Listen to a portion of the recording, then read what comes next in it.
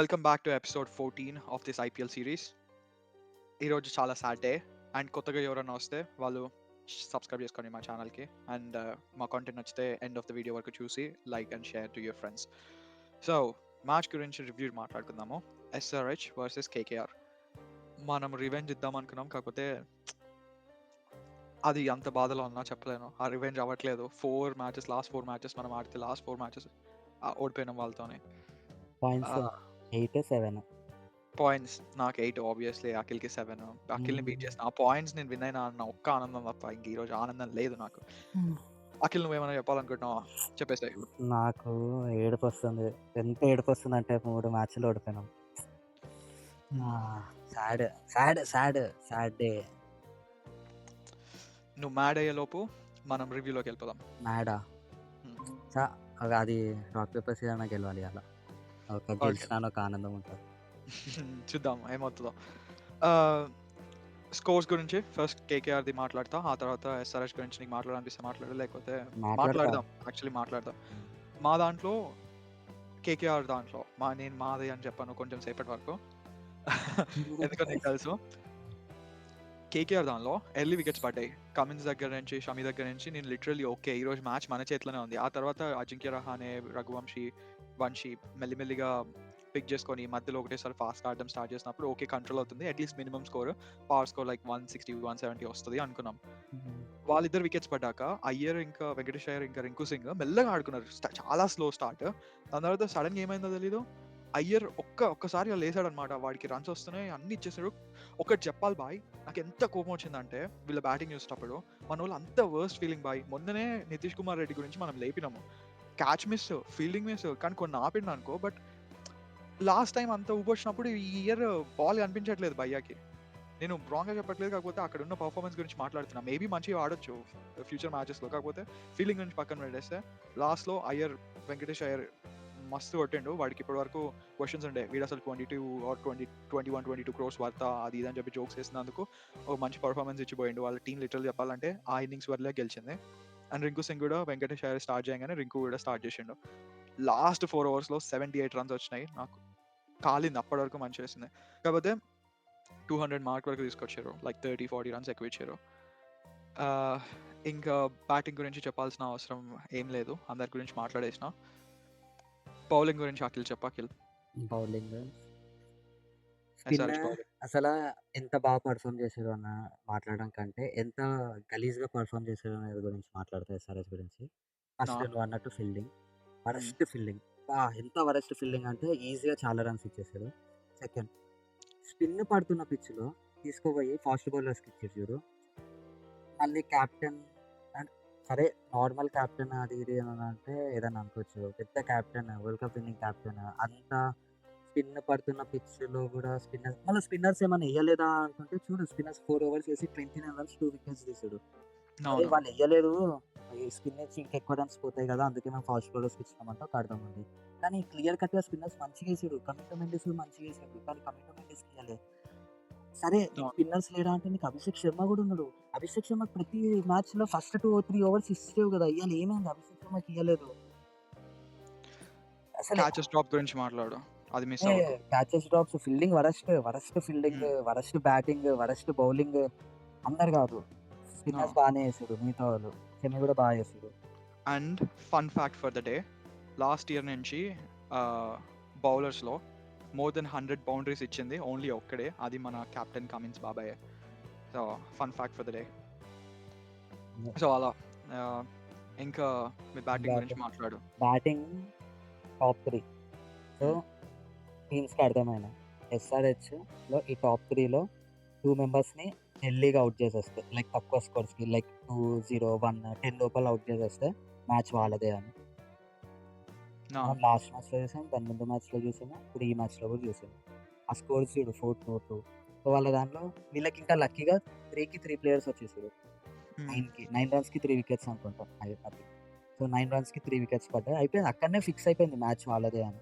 ఎందుకు అంటే తర్వాత వాళ్ళు వచ్చి కొట్టినా కానీ ఎంత అని కొడుతురు ఎక్కడ. అది మళ్ళీ ఫాస్ట్ బౌలింగ్కే, స్పిన్ పిచ్లో ఇంకా ఫాస్ట్ బౌలింగ్కే పడ్డది. స్పిన్నర్స్ వచ్చిన తర్వాత ఇంకా వికెట్స్ పడిపోతాయి అని తెలుసు. అట్లీస్ట్ 140, 150 అయినా కొడతాం అనుకున్నా, 120. ఇంకా దరిద్రం ఏంటంటే లాస్ట్ 2 మ్యాచెస్ 20 ఓవర్స్ కూడా ఆడట్లేదు. 20 ఓవర్స్ బ్యాటింగ్ కూడా చేయట్లేదు. అది ఇంకా ఇంకా సాడ్ అది. అవును. ఇంక దాన్ని మనమేం మార్చలేము. సో,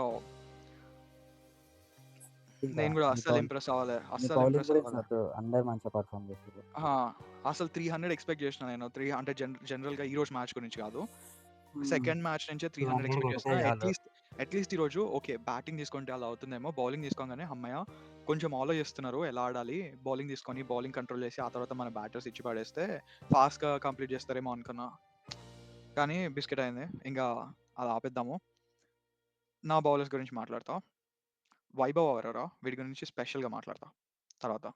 హ్మ్. హర్షిత్ రాణా మంచిగా ఏషిండు. నీకు ఎకానమీ చూడు వికెట్ తీసిండు. వరుణ్ చక్రవర్తి కన్నా బా ఏషిండు. ఇంకా అండ్ ఎకానమీ మంచిగానే ఉంటదిలే. కొట్టింది 120 అందరి ఎకానమీ మంచిగుంటది. కొట్టింది అక్కడ ఆండ్రే రసెల్ తీసుకుంటే వాడు ఒక్క ఓవర్‌లో 20 ఏమో 17 రన్స్ ఏమో కొట్టిర్రనమాట. ఆడు రన్స్ ఇచ్చినా వికెట్స్ తీస్తాడు. అది ఆడు వికెట్స్ ఇచ్చింది సెకండ్ ఓవర్‌లో ఫస్ట్ ఓవర్‌లో ఒక ఫస్ట్ వికెట్ ఓవర్‌లో తీసిండు. నితీష్ తర్వాత రెడ్డిది. ఒకరు అవును. ఆహ్, ఇంకా అట్లా. సో, ఇది ఇక్కడితో స్క్రీన్ షేర్ ఆపేసి వైభవ్ అరోరా గురించి మాట్లాడతా. హ్మ్. ఓకే. వైభవ్ అరోరా ఎందుకనంటే వాడు ట్రావిస్ హెడ్ ఎలా అయితే ఇంపాక్ట్ ప్లేయర్‌లా వచ్చాడో వాడు కూడా బౌలింగ్‌లో కేకేఆర్‌కి ఇంపాక్ట్ సబ్ కింద వచ్చిండు. రఘువంశీ ప్లేస్‌లో. సో, రాగానే ఫస్ట్ ఓవర్‌లోనే వికెట్ తీసిండు. అది కూడా మళ్ళీ 4 ఆ ఇచ్చిన తర్వాత సెకండ్ బాలే కదా కొట్టింది. సెకండ్ బాలే.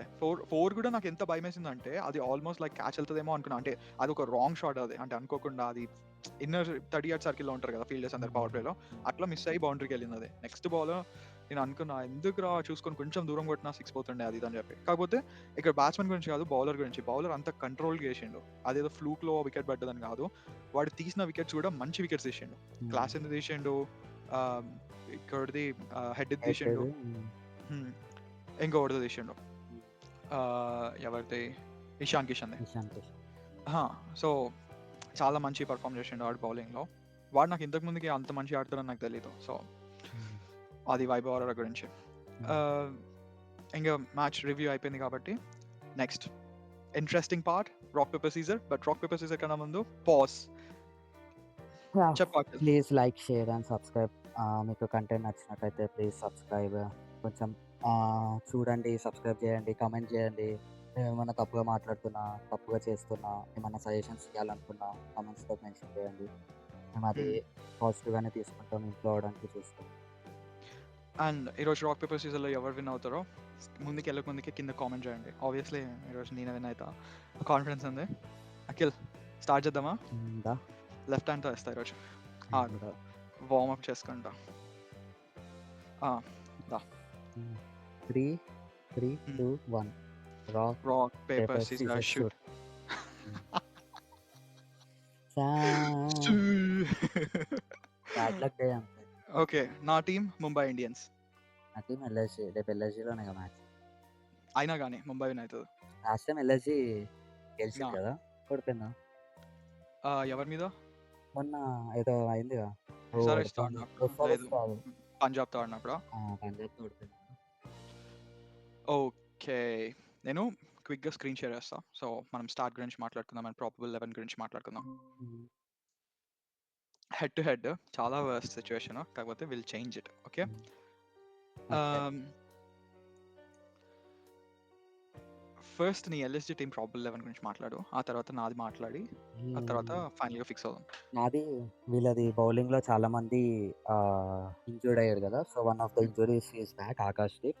సో, రేపు ఆకాష్‌దీప్ ఆడతాడు. Prince Yadav hmm. ప్లేస్‌లో. And rest of the hmm. Team same.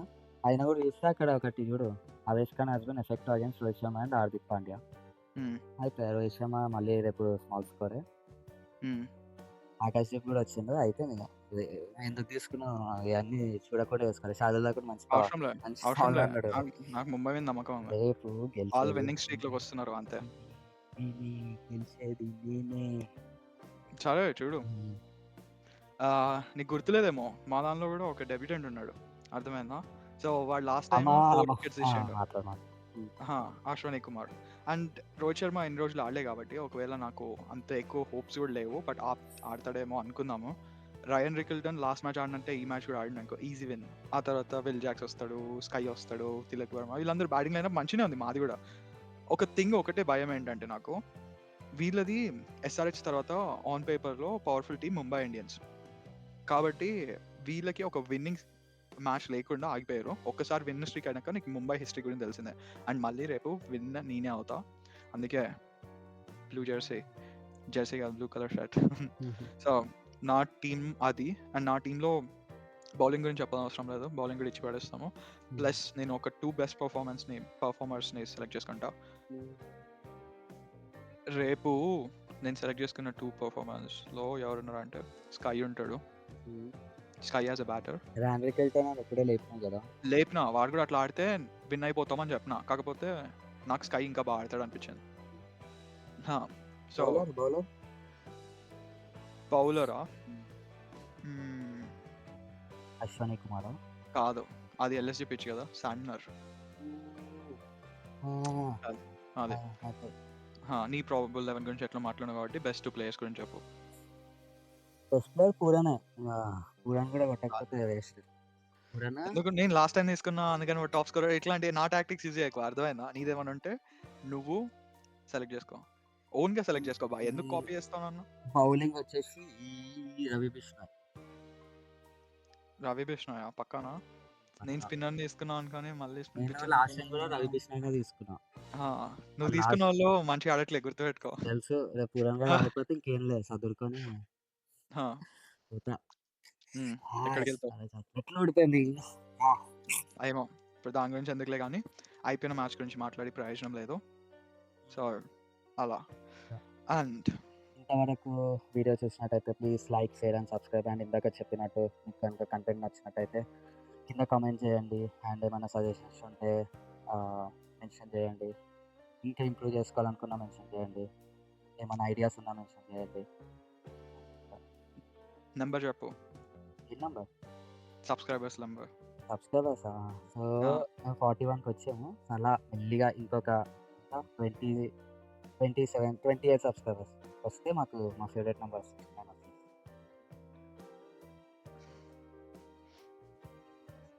Peace out. Bye bye.